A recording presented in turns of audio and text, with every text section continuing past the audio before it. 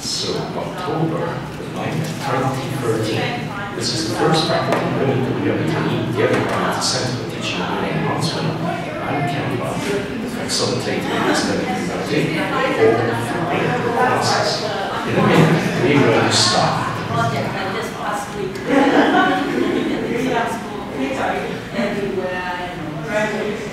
Thank you.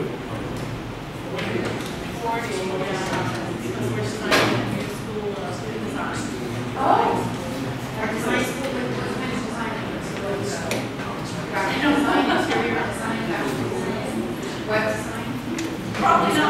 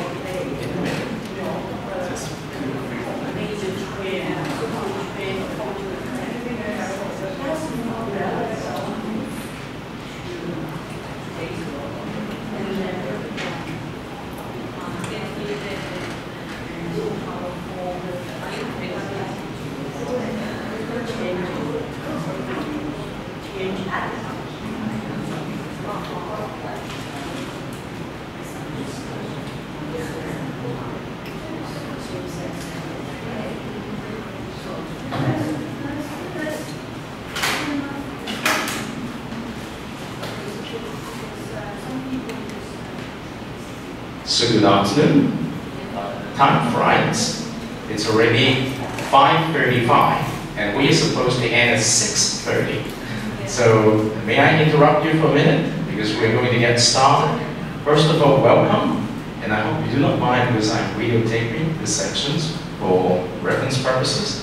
You will see it on the Duo Moodle, okay? So this is the first ever faculty learning community at the University of Macau, okay? And we are privileged that it is supported by the Center for Teaching and Learning Enhancement, and it's also supported by the university, because we are going to do learner-centered teaching, okay? And one of the educational practices in learner-centered teaching is what we call frequent classes, and this is quite popular today. But what exactly is frequent classes?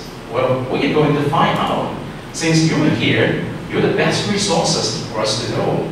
So first of all, I very much appreciate your interest to come here, because I tell you frankly, I do not know how many people will come at the very beginning, and I see 3, 6, 9, 11, and I'm supposed to got 15 today, but now I have 9. I'm so grateful.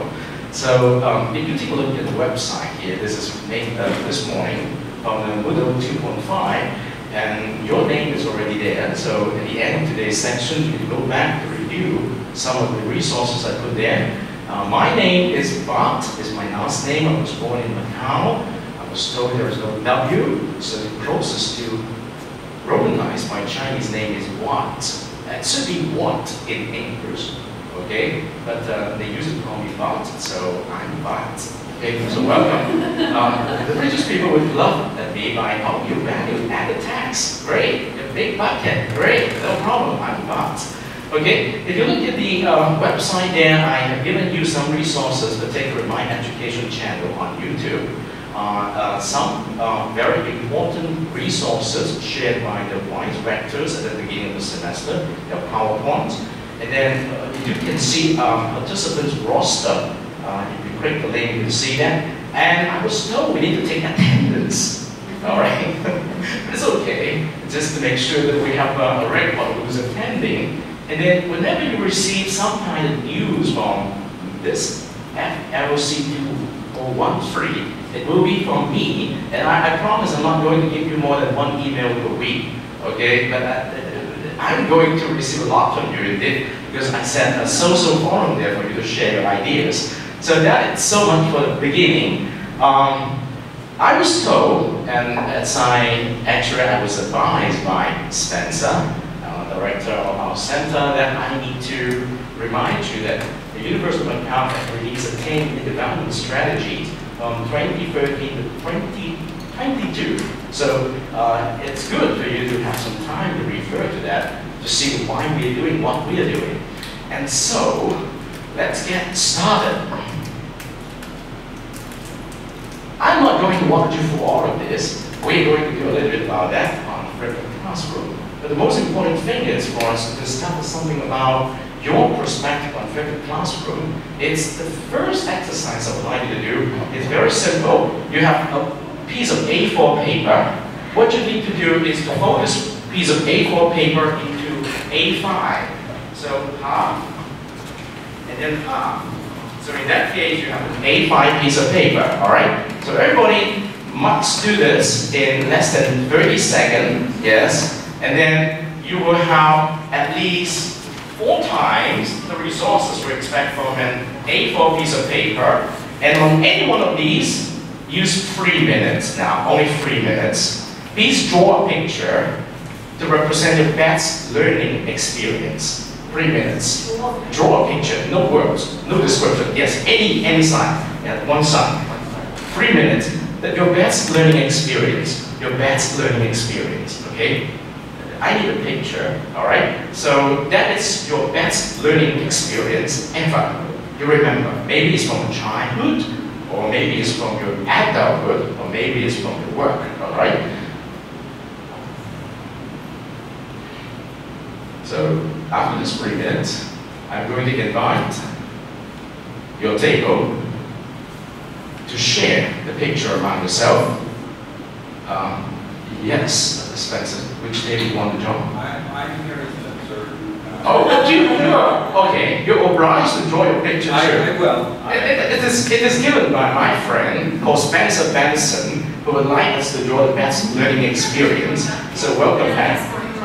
Yes. Your best learning experience in 3 minutes. All right? Yeah. That's, yes.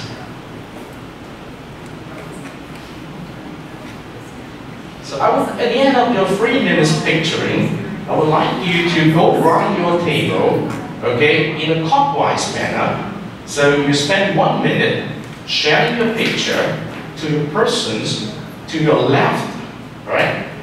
To your left, 1 minute, okay? Of course, when one person is sharing, the other person must be listening, okay? We go clockwise, all right? Your best learning experience, all right? Is a picture that you cannot use more than 1 minute to share your picture.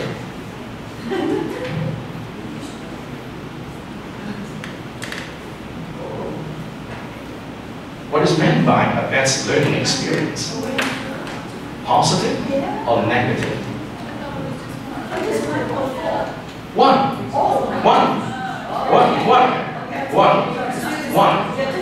On a piece of A5 paper.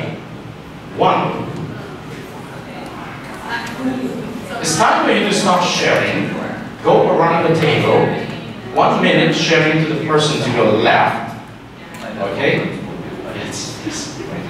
Before you have more people join.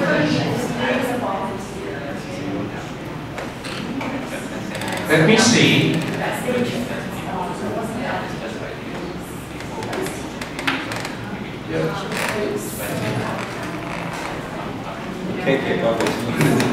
What's in the picture?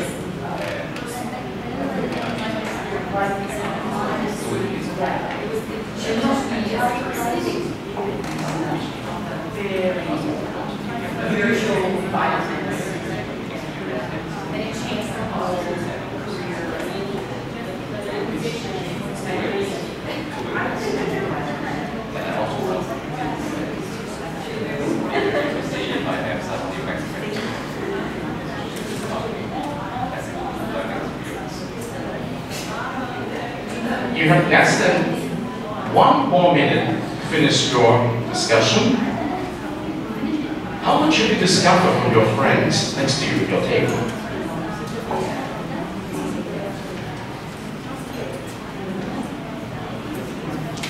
Oh, okay, I see.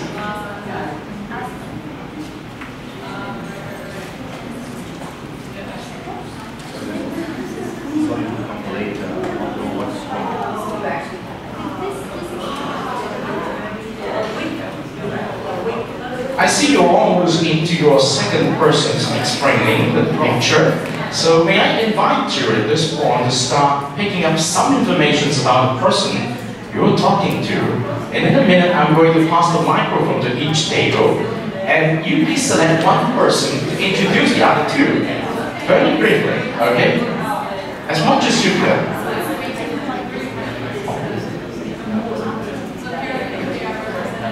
So help us to understand who you are in a minute when a microphone is passed to your table and the person who's picking up the microphone is help us to understand who are in your table as much as you can.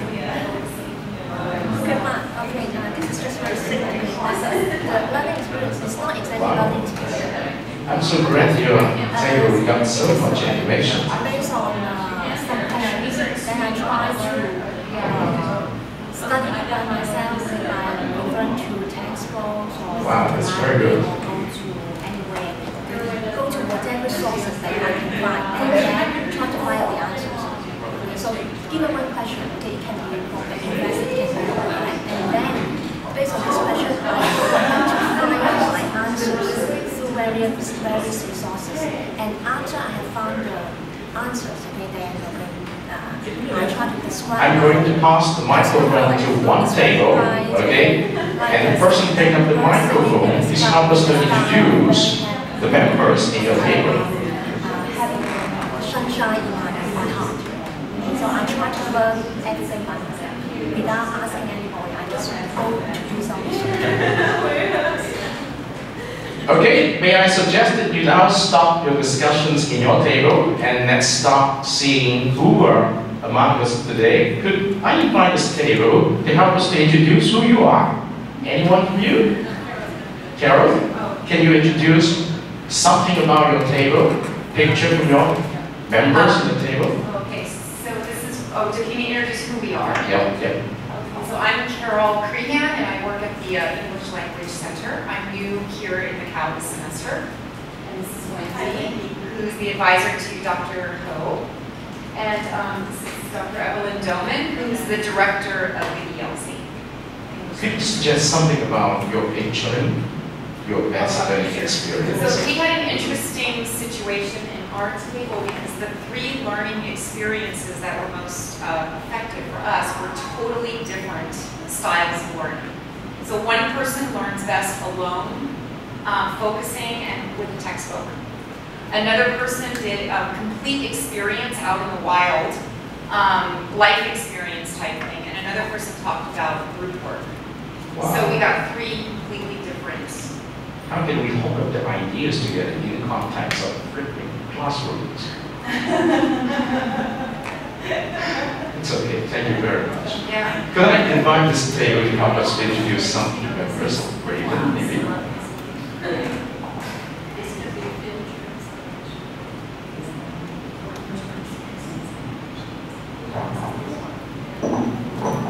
Thank you. I should know how to master the technology. And I'm pleased to have 2 colleagues from Faculty of Education, and we share some common learning experience. One is to observe from our daily life. We learn from our daily life. We observe this and we learn from them. And practices can help us remember things. And practices can help us to sharpen a little bit the skills or the techniques we learn from there. Yes.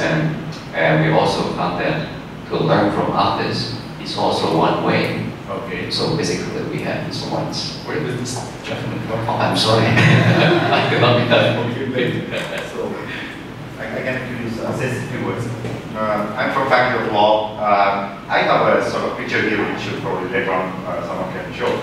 I learned in an environment where there was also a flip situation, but the flipping here is flipping of roles. When I joined my LLM, which is a master's program, the first day I saw my teacher sitting on the last row of the class. And since that day for 2 years, it was the students who were asked to teach the course, and the teachers sat as a student. Okay. So then that was a very interesting learning experience, because when you teach others, that's how you learn the best. Thank you, Guru. Thank you very much for your introductions of your best learning experience. Let's come to this table. Maybe... Yes. Lady first. Could you help us to introduce the table members and then some of the we have members from different departments, different faculty. We have from BA, yes. Priscilla and Paul from FST, and I'm Ken from FED too. What we have discussed, we're just able to share to experience. I think the common one is I think the self-regulated learning is a good type of learning. Well, self-regulated learning. Yes. That's how I help. And we also find that library, not library, in fact, there are different sources of learning. Yeah, and so as a student, in fact, that we can learn from variety of... Any specific learning experience out of your SRL or whatever that you want to share a little bit more? Priscilla, do you have any comment? Is it to be based on a lecture, taught to learn, or learning to learn? In fact, we just share our learning experience. In my case, the most impressive experience that I have is my professor asked us to look for information in the library, and he just gave us questions, and then we tried to look for answers by ourselves, and then he said he is just a resource to us. if we have any question, we are pleased to ask them. But at that time, for me, I don't know how to ask questions. Okay. That's the problem. Thank you very much for these brief introductions. Now, you see, time is a scarce resource. We've used 20 minutes out of 60 minutes time. So may I just throw you some questions? What exactly is meant by learner-centered teaching? Learner-centered teaching. Customer-centered? Consider the learner as a customer? What is meant by flipping our classes? Yes? I think one of the main concepts of that is that there's less teacher talk time. Less teacher talk Yeah, time? so the idea is that when students are in the classroom, they are the focus of the activity, and the teacher is more of a facilitator that gets that going. Okay. But it's not this sort of, I'm in front of the classroom, I'm going to impart you with knowledge. Yes. And you're these passive receptacles of knowledge, and I will talk for 50 minutes or 2 hours, and you will receive all the information. It's more, maybe get the information outside of the class. That's the basis, and then coming in and activate it. Okay. So how do we achieve that? You mean how do you actually do it? Exactly. Yeah. How do we do Why that? not someone else? Yes. No, I know. But Yes. someone else. What about you? Thank you. Just one small comment. From the experience we had a while ago, we all realized that each one of us have a different learning experience, or we learn differently. The way we learn are very, very different. But traditionally speaking, then there was someone who thought the way we learn is something what they think is the best way for us to learn. They delivered it, we never received it. So the best way to moderate is to kind of know this and somehow deliver in a way which is going to be the best learning experience for all class. How does it work? How does it work? Any comment? Yes. Any suggestion? Okay, I give you 60-second suggestion. 1 minute.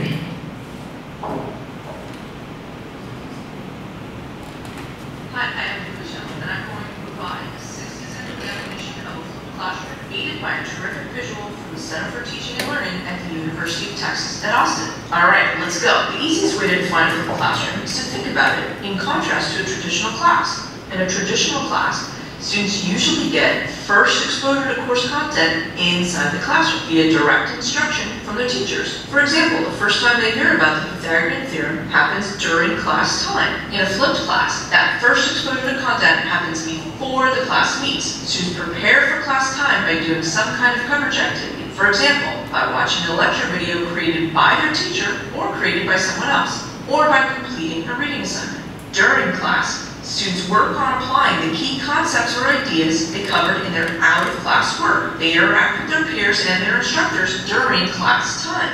The cycle completes when, after class, students use that feedback gained during class time to further their learning by reviewing concepts they found difficult, confusing, or interesting. Streaming throughout the entire process are the learning goals, the big picture ideas regarding what students should know and be able to do with the particular content being studied. And that's the flipped classroom in 60 seconds. It's a lot of information in 60 seconds. Exactly echoes a lot of what you talked about. Okay, I want to take a break at this point. All right, this is about 2 minutes break. All right, okay. I would like you to think about a little bit. When we talk about learner-centered teaching, we put the focus on learning. Against learning is very important. Okay, how do we achieve learning on the part of the students? Teacher as the coach on the side instead of the saints at the stage. And then here we are, we're suggesting flipping the classroom. That means we want the student to come to class to learn based on what they have already learned at home. So lecture at home, practice in class. How can we achieve that? How can we achieve that? We have some material for them to study at home. We invite them to join the classroom with participations. And as a teacher, we do facilitations. So, how are we going to achieve that? Thank you. Asking them to make a presentation or a project, something like that. So, To show, to indicate, doing something related to what they read or what they saw on the video, right? yeah. Doing some presentation. So first things first, what do we need to help prepare before we could allow this kind of learning experience in class?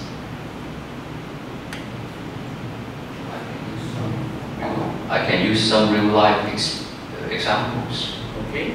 To use examples to try to illustrate some difficult concepts in a chapter, for example. All right. So what is the means to do that? I think what you're getting at is that you need to actually prepare the lectures or the readings ahead of time so that you're assigning that before you actually meet as a class. So you need to actually have these lectures or readings prepared so that students come to class having looked at the lecture or read the material so that they can actually do the activities. Is it something that could be done ad hoc? No, that looks like it's a huge planning. Yes, huge planning. So I would like to see if you have any more idea to contribute on this huge amount of planning. Okay?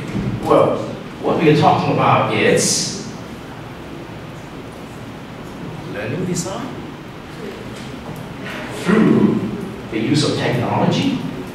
Do you believe the word technology is important in flipping the classroom? Do you believe that is important? In what sense? To some extent it is. It is now part of students' daily life. If I keep using overhead projector, and they will stay away from me, I guess. Okay.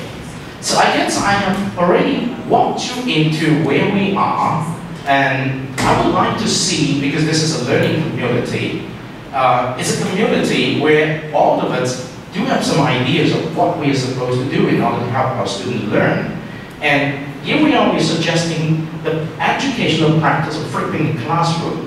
So I guess you must have done a lot of lesson plannings in your subject area, in your course area, and you must have a lot of material in your course. So in what sense we could help our students to learn, or better say, get prepared before they come to class. So the use of technology means, for example, I use one YouTube video that talked about the use of Japanese language. And in that video, in a classroom context, a teacher and a group of students. And the group of students came from many different countries like Brazil, Germany, France, and the teacher was a native speaker. And the teacher showed that she expected her students did not know anything, but in fact her students could speak fluent Japanese. And in that context, the teacher immediately adjusted her strategy of speaking and communication. okay, And she kind of used real-life examples to illustrate the use of one word and item. For example, counting. yeah, Counting. And in Asian languages, when we count, we add a word between a number and a noun. For example, a chair, 2 chairs. We say it in English like this. But in Japanese and Chinese, and they add a word in between these two. And people need to learn the rules. okay, So in a way, the teacher kept asking questions. yes. So students respond. Yes, but the point is, if I am a teacher, I walk into the classroom, and I just tell my student, I told you to get prepared, and here I am, I'm going to engage you into discussion. But the student just sit there without understanding what to do. And I faced the same situation. Yes. And then I brought another example to class, even though they did not watch it before. Oh, okay. And we will use the classroom as a real life example. For example, when, in the case of dead air, so we changed the occasion from classroom to a party. Okay. If you were in a party with that air, what would you like to do? We do have a lot of resources. What I would like us to do in the following 3 minutes is to pull your members in your table together to come up with something very important. Suppose you're supposed to have one semester with a group of students together. Okay? You want them to learn, and you want to use the strategy of learner-centered teaching. They need to get prepared first, and so that when they come to class, you can take care of individual students' learning needs better. And then you know the idea of flipping classroom. So you want to have a roadmap on how you can plan the lessons well, so that your student will reduce the amount of dead air for you to handle. Now, at most 10 minutes, but 5 minutes now. All right? So can you talk about I have a question. Yes. And because this is a community and a conversation, Yes. And it's clear at this table, I expect the other ones. I'm not clear where we're going here. I don't need a microphone. I don't need a microphone. I'm not clear where we're going. I'm not clear of the purpose of what we're doing.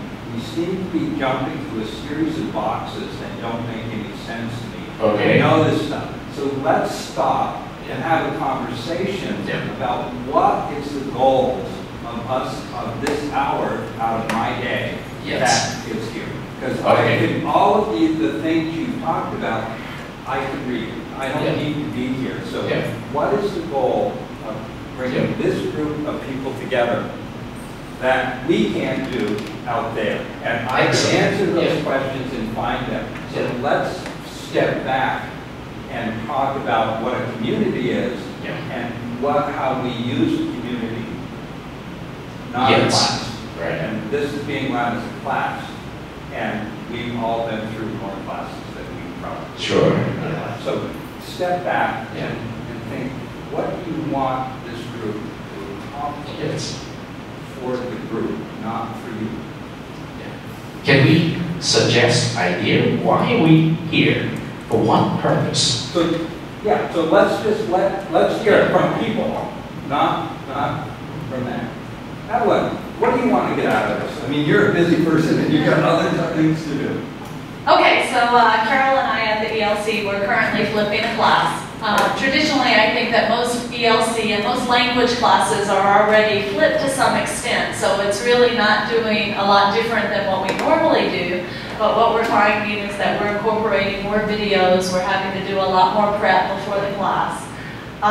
So I guess what I would like to get out of this group is what kind of resources are out there to make my life easier as I'm doing the flip. What kind of ways are there to make sure that the students watch the videos or do the PowerPoints at home so that I know that they come prepared for class. So I would like to learn from you guys, I guess, ways to make my life easier as we're doing this experiment. And so what do people want to get from Evelyn?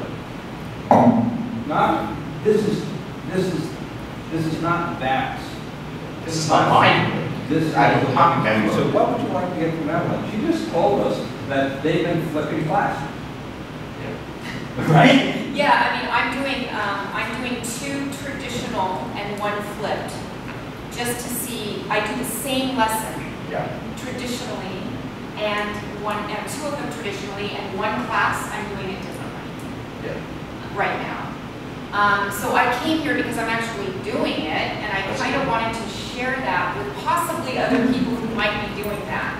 That's great. The only thing that's different, though, I think that's hard from an English perspective, is that, as Evelyn said, English teaching, the way that it's done, is already in a flipped model, so it's hard to really change it to make it really distinctly different. But there are differences that I've noticed. So, too. Wendy, do you have any experience to share? Well, I never used flip, but so I really want to hear what That's great. experiences are. Yes, Raymond, your perspective. I do not know if I am using this kind of approach when I plan more chances that I believe my students can take to experience first before they know that they learn something.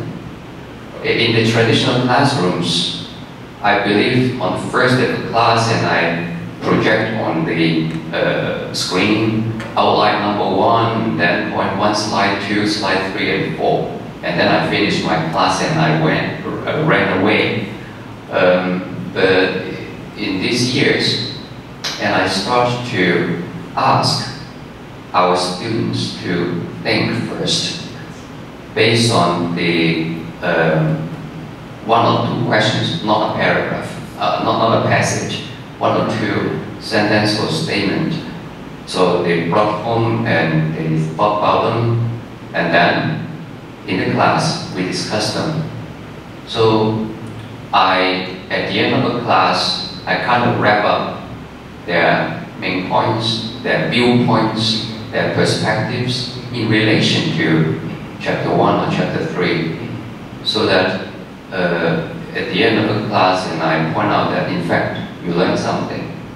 You answer the questions, you show me your experience. In fact, your experience has something to do with this concept. Okay, so in that case, I have a question. Yeah, I have a question, Raymond, as well. How do you ensure Yes. that the students are going to do the thinking or the reading that you want them to do outside the class? Good question. So that when they come, they are fully armed and prepared to actually engage in those concepts in a meaningful way. Good questions. So how... Let me give you one example. Okay. Can I? For example, when you would like people to understand a concept like perspective, in discussion or in debate, what is your viewpoint? And people, please define viewpoint. And people will scratch their head. Viewpoint, I know what it is. I know what is an orange. But if you ask me to define it, it's difficult. So before I talk about perspective, and I show them world maps. One world map and one world map made in China.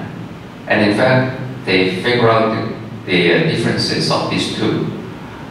One that I project on the screen show on the left-hand side, the USA, South America. At the center, water. On the right-hand side, Asia and Africa. And on the map, made in China, show us on the left-hand side, China, Africa, and at the center, Australia, blah, blah, blah. Okay. So I would like to show people perspective came from people's expectation. If you would like to make something prominent, you put it on the left-hand side because of our directional writing. So this is some experience of perspective. And I also show people 2 pictures that will circulate widely on the Facebook, showing a building that was constructed on a slope. So if you can change a little bit your viewpoint, and the result will show you different interpretation. So may I interrupt you for a minute? So with all these examples behind you and reaching your teaching speed, what do you expect from this learning community to help you with your better educating, helping students learn?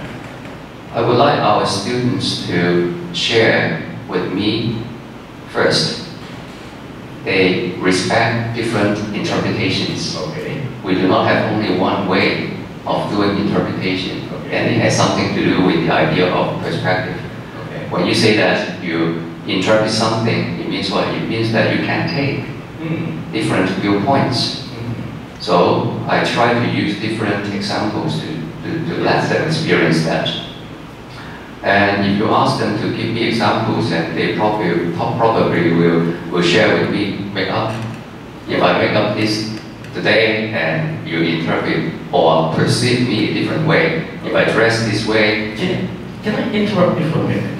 I would like to hear your comments here to see your expectations on what we can get out of this community. Do you have any expectation from this back to learn community? What do you expect that we can do to help you in your work as a teacher? I think because we're in the quite different areas. Yes. My background is math, so most of the time I hope the student can think deeply. Okay. So for me, I just try to pose some problems to help them think. Yeah. So it's a bit different from their learning, I think. Yeah. Okay. So what are some of the ways you have been using to help your student to learn?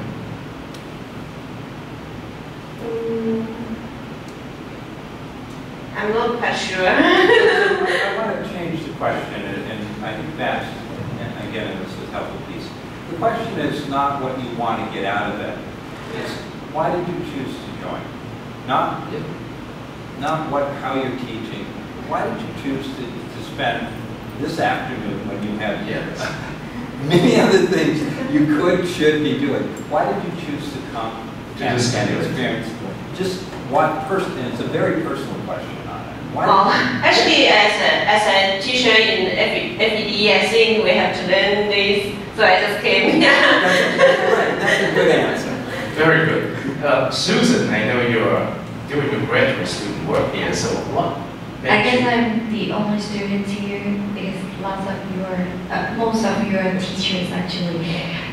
What I came here because of you, because you introduced this workshop to me. But after I have read some articles regarding this topic, I kind of feel interesting because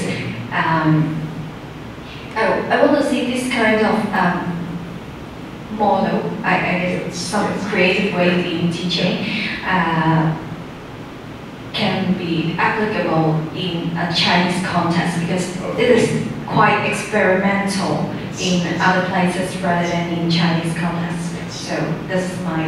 You want to see more through this community. So, yes, your expectation. Of course, I do believe in the learner-centered approach, and I did try this approach in this university, but my experience is not so successful with the Chinese students. And so, because working alone is not good, and I hope to work with colleagues and to learn from colleagues how the specific ways to help me to achieve my goal. Yeah. Okay, what didn't work? If I just heard you say... What didn't work? What's not working? For example, for student-centered learning, I think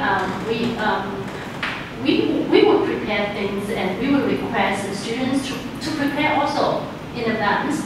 But to my experience, my students, they just don't do it, and they didn't read textbook. And then they would just listen, go back, they would just come to class and then expect from instructor explaining to them. But that's my experience. Are you looking for more lights in your heads to do better? But I think she brings up a good point because I think students in this area tend to expect the teacher to leave the classroom and to talk. And if the teacher comes in and is taking a back seat, the students are thinking the teacher's not doing their job.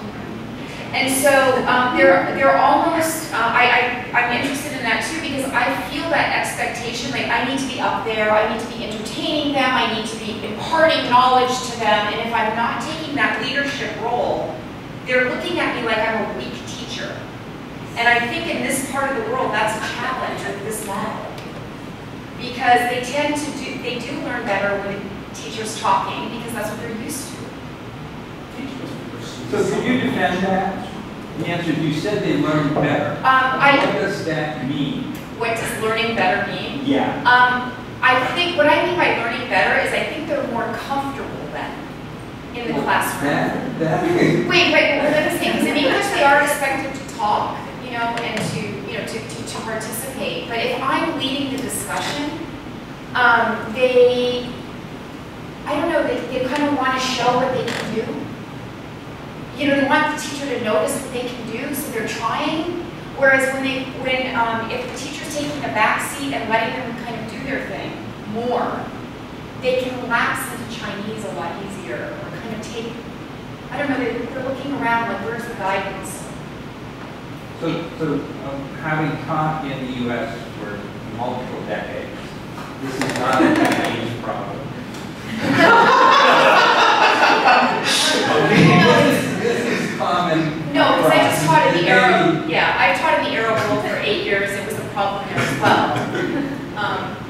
No, you're right. It's not Chinese, and I don't mean to say it's a Chinese problem, but I'm just saying that it is. There are areas where you could do it more.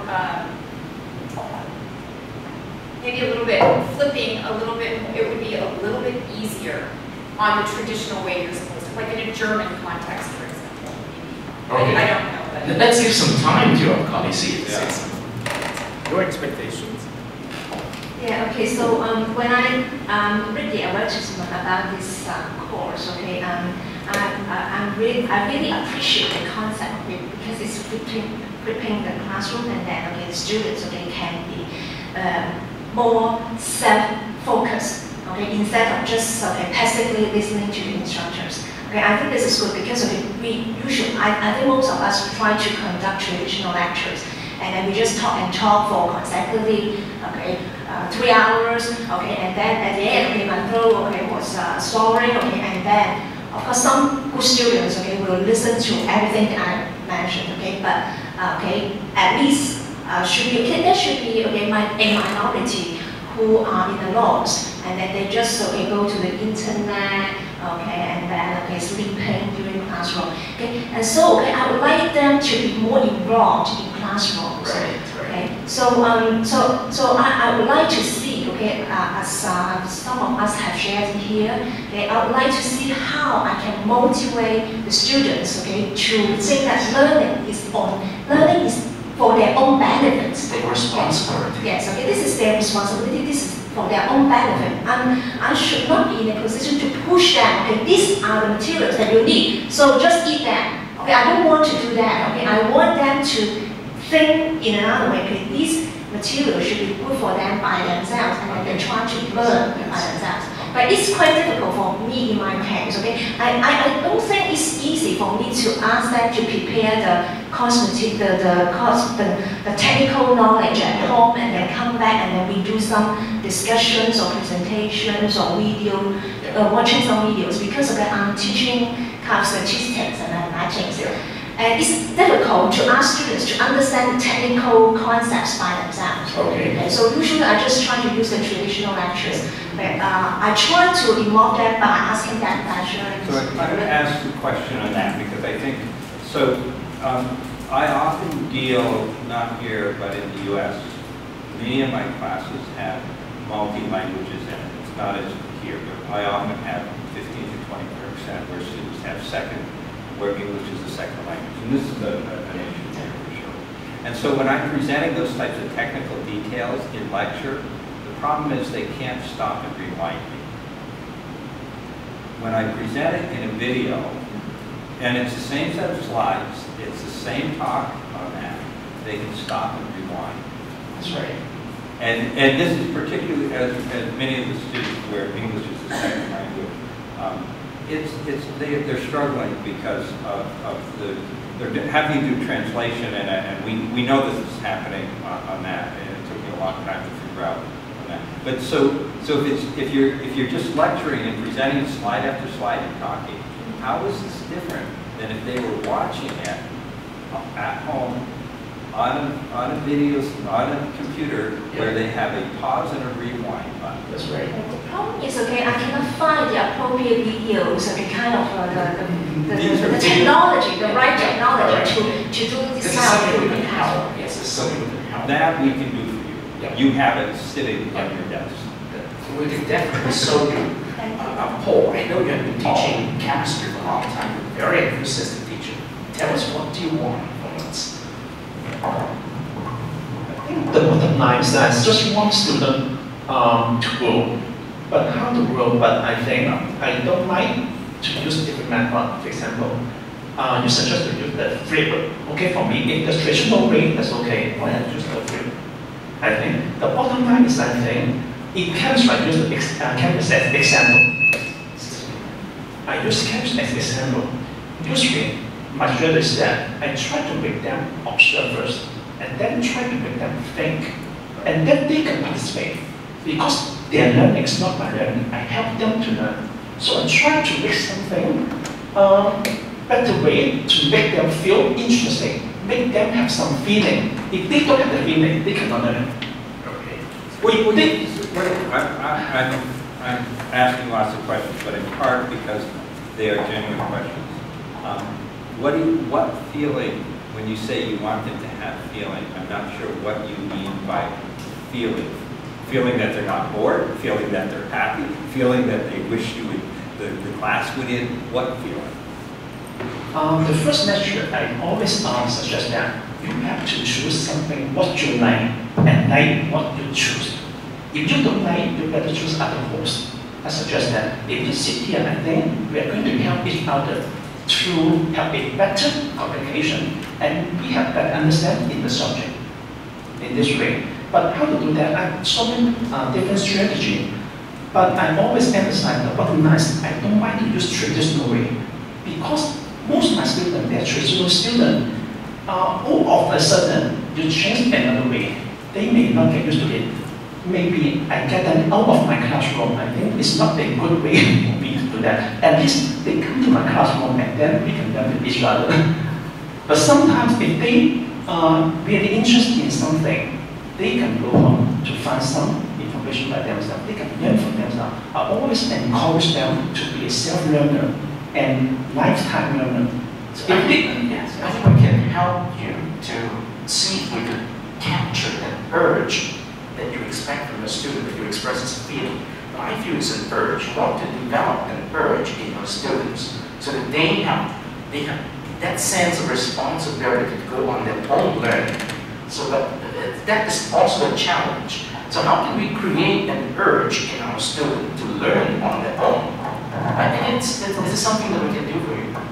For me, okay, I think the first thing I try to create the contest. I think the contest, and let's create out something. Without the concept, they cannot get involved. Okay. If they have the contest, okay, just let them run by themselves. Maybe different students, they have different feeling. Maybe they have different way to ask the same question. For example, I do some demonstration. From the observation, they may have different kind of feeling. Maybe they feel different way. They will ask different questions. Okay. And then just let them go.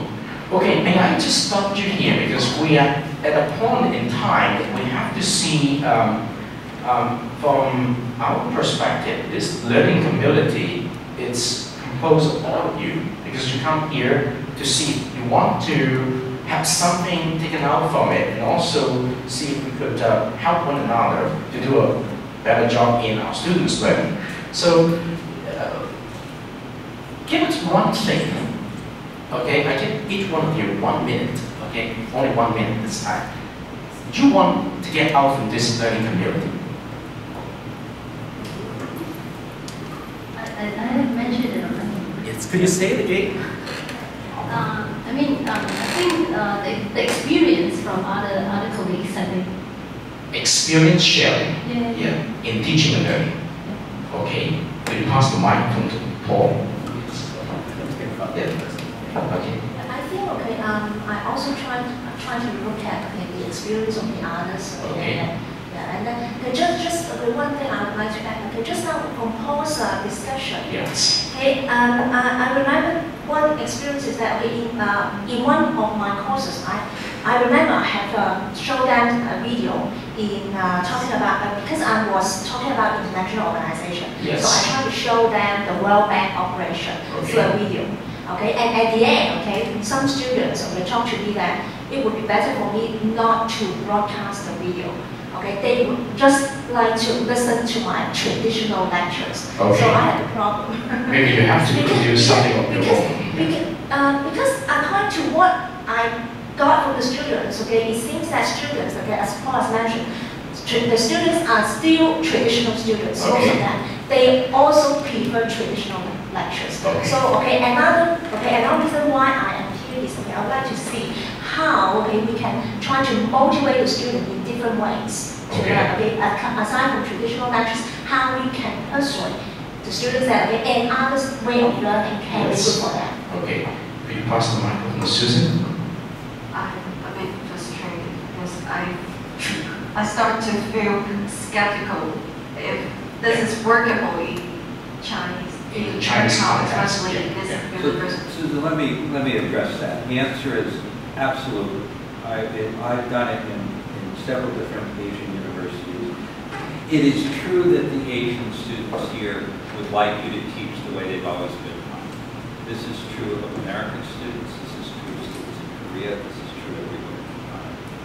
That's what they're comfortable with. They've spent a dozen years learning how to be successful under this piece. And you want to change the rules, and that's the push. I respect, so let me stop you here. Let's listen to the expectation first. Yes. Two things very short. One, I'm not perfect, so that I would like to explore more opportunities and chances for my students. That's great. And second, yes, I still believe that our students can change the way they learn, but it cannot be done overnight. Okay, we still need some time. Very encouraging. Thank you. Baru, lady first. Oh, thank you. Actually, I think students can make some change from time to time. Yeah, it depends on what task you give to them. Okay. Baru, 1 minute. Just a minute. Couple of issues. Number one, I'm here mainly to see that how do we ensure learning, because sometimes we adopt a model or a new flipping model just because it's fancy, or it's really that we have a responsibility as teachers to make sure that we learn. So that assurance of learning or assurance of learning is what I'm interested in. How to do that. Number two is I somehow believe, I think to sort of have the opportunity to explain, but I somehow believe that this is how much of flipping is going to be effective. For me, I don't believe in the total flipping. It's like a part of it, some parts, some aspects of my subjects, fine. For example, in law, I can't record my whole video to the judge, please watch, and I come to the court, and just say, answer your questions, or do your So, something like that I can't do. So I have to teach my students. Yes. Also, one thing I totally agree with the professor there. Paul. Prosecutor said like one thing. In delivering in the traditional way, of course, I agree that you can't be speaking for 10 minutes or 15 minutes, then an activity, then method is fine. I'm able to adapt to the phases of my students, and it gives the opportunity for my students to relate something then and there, which they are not going to do it watching it alone. So I somehow believe that method is, flipping is necessary, but how much is something. Can I just say, I completely agree with you. I think it's a matter of finessing when to flip and when you need to take a little bit more of a role. Because I think there's a tendency with new ideas sometimes like, oh, it's so cool if you're flipping all your classes, and it's not necessarily the answer all the time. Okay. I think we need to be open to the fact that a traditional lecture can also be a way to learn, and we can't completely discard it just because it's traditional. Right. But I completely agree. I think flipping is very valuable if it's done well in the right time and context. Right. And I think some people, with more traditional things like chemistry or statistics, that's the area to explore because that is very heavy on lecture. And so if the woman who's teaching statistics, what does she do? Record all of her lectures before the semester? And I'm not clear how it would work. Number of videos of not more than 5 minutes. What's that? Some video, not more than 5 minutes, with a very cohesive concept, single concepts. The videos are multiple concepts. So if she's doing the World Bank lesson, then she would record the World Bank. Many some videos. It's expectation. Do you have any expectation of this community? What can we do for you? Let me think. I think that we're talking about this learning community, and I don't think it's very effective if we just talk here, talk. Yeah. I think if we really want to build a community that we are the best teachers making students learn, that each of us, right, we're given an assignment to do, say, this topic is flipping classes, right? And then you use at least one session, right? Okay, like next week or something, to do a flip class. And everyone go to your class and watch you how you did it. And then we come back, criticize you or praising you. And then throughout this semester, look at the 10 of us, we still have 10 weeks, right? Yeah. I'm so happy I said there's something I don't have to do.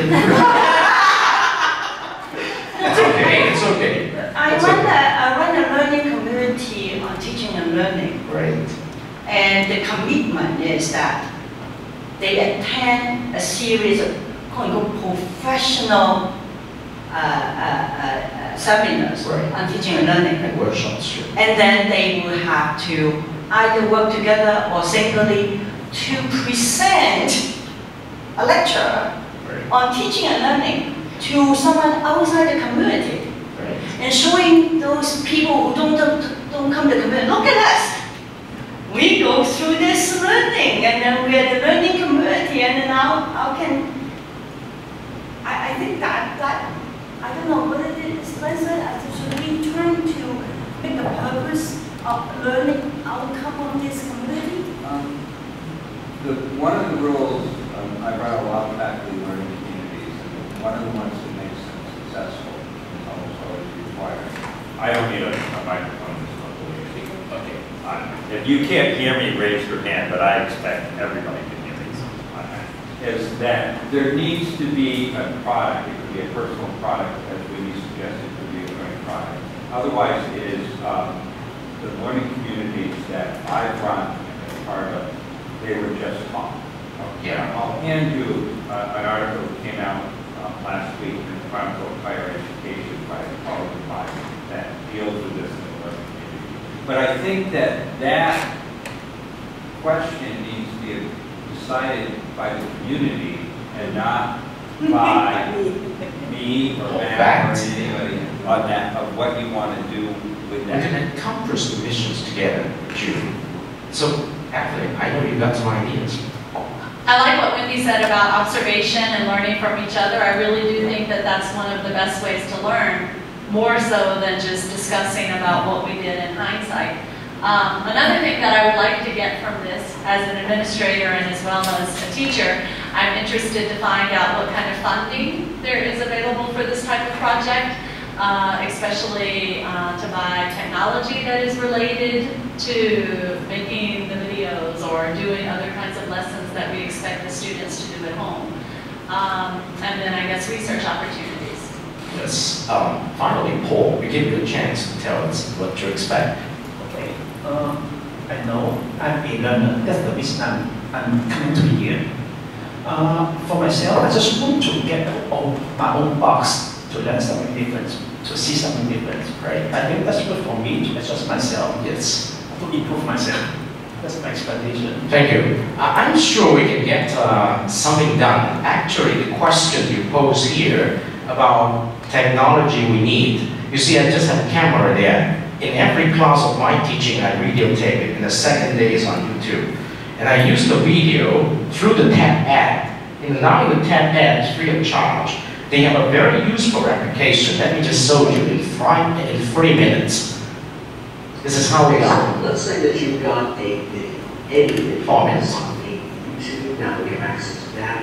Maybe it's on TED, maybe it's on video. Let's say that you've got a video and you want to turn that into a lesson. That means questions, that means hyperlinks that go with it, that means discussion questions that go with it. So how do you do that? The old way would be to create a website and embed the video into it, etc. And that gets kind of techy. Well, there's a new way to do it now. It's called the TED Ed Flip Videos. So let's take a look at it.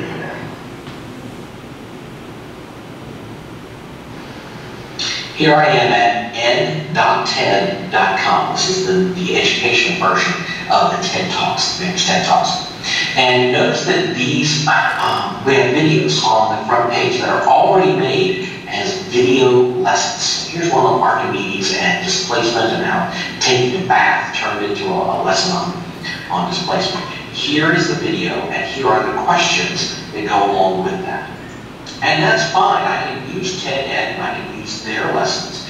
I can go to subject and look at mathematics videos. We have many. Maybe I can go to health videos, and I pick any video, and you'll see that I have the questions next to it. And that's all well and good. But what if I want to create my own? What if I've got my own video, and I want to put it into the skip? Well, we can do that now. Step one, before you do anything, go ahead and sign in. Here's the register for a new account. Here's the sign in, so we're going to get that out of the way.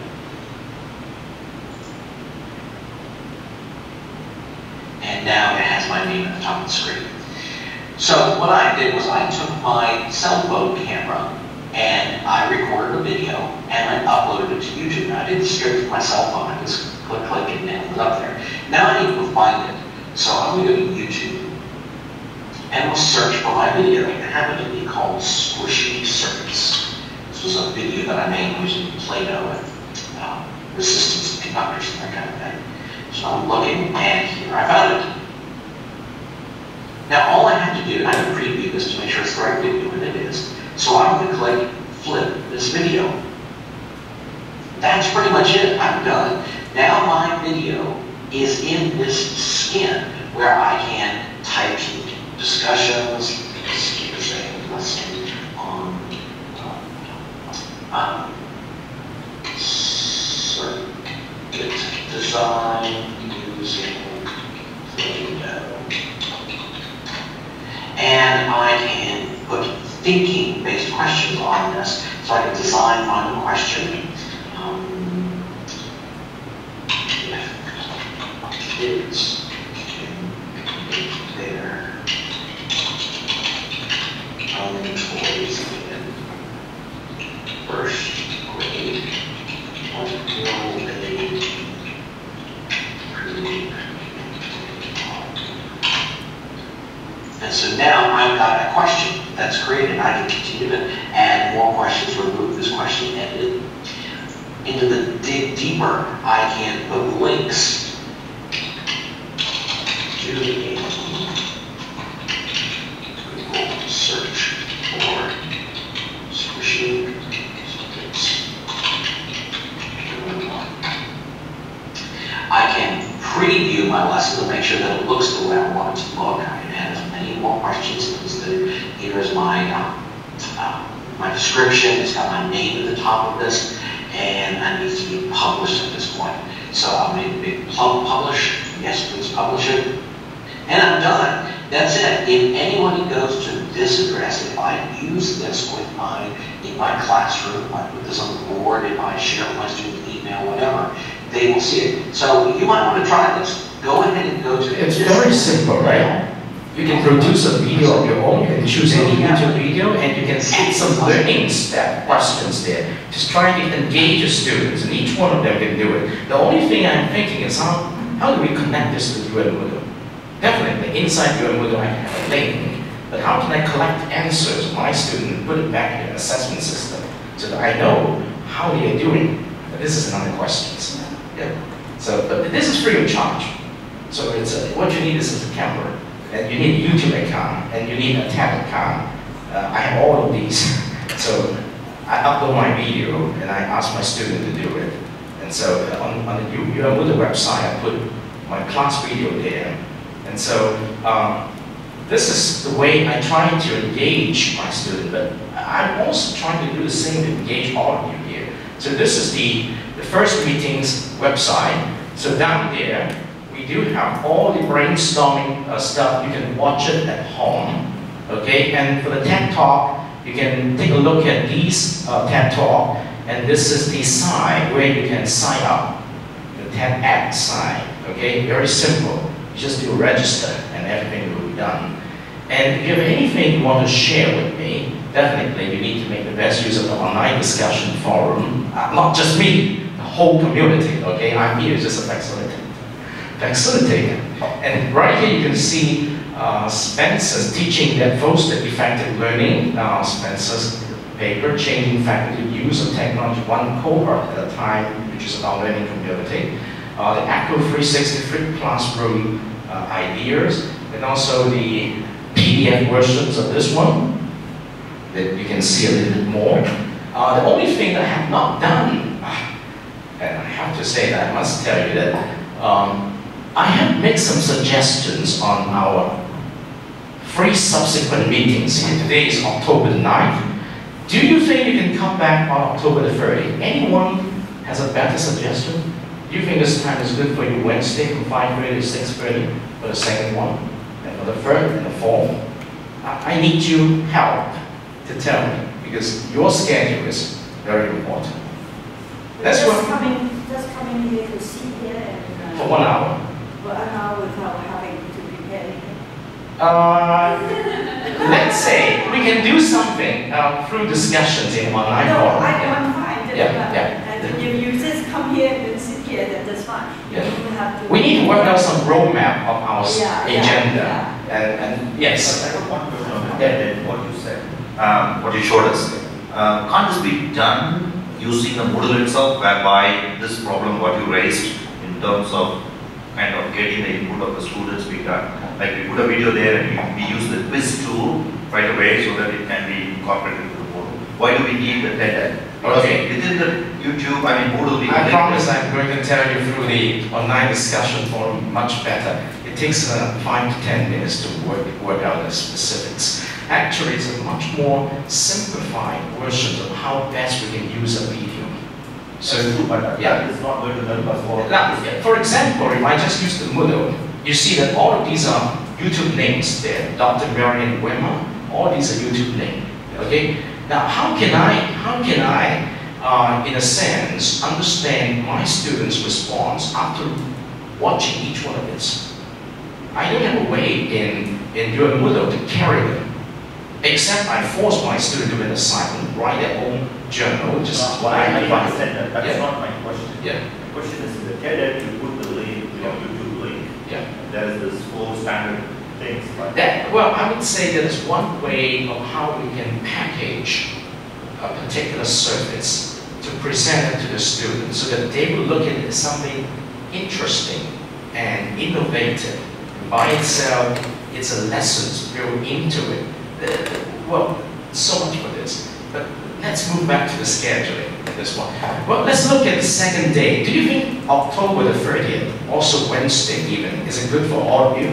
From 5:30 to 6:30? Okay, anyone have difficulty?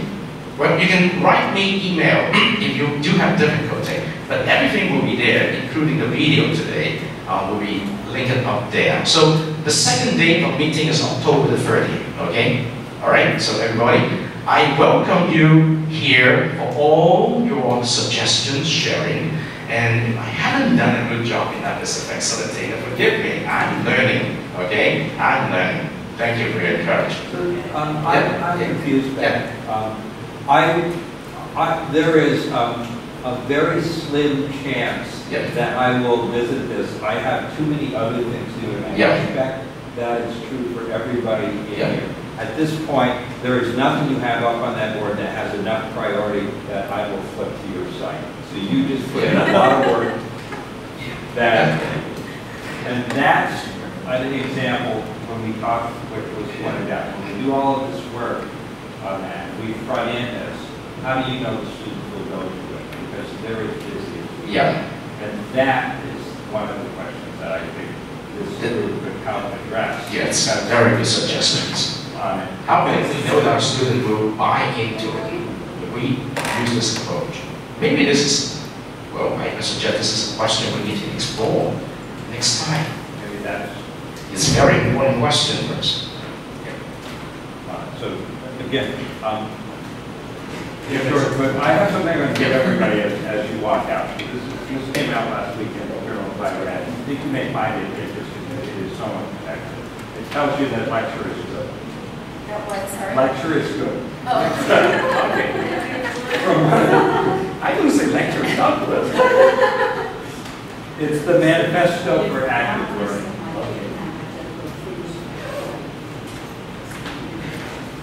If you want some last comment from me, I just want to see if you can come up with some research. This came out from technical. This is what that we can pursue together so that we can actually answer the questions better. How can we ensure that student minds do what it is?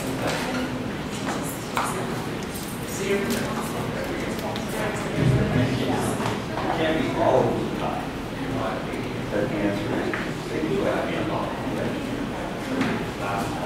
That's why we need to ensure we get them everything they deserve.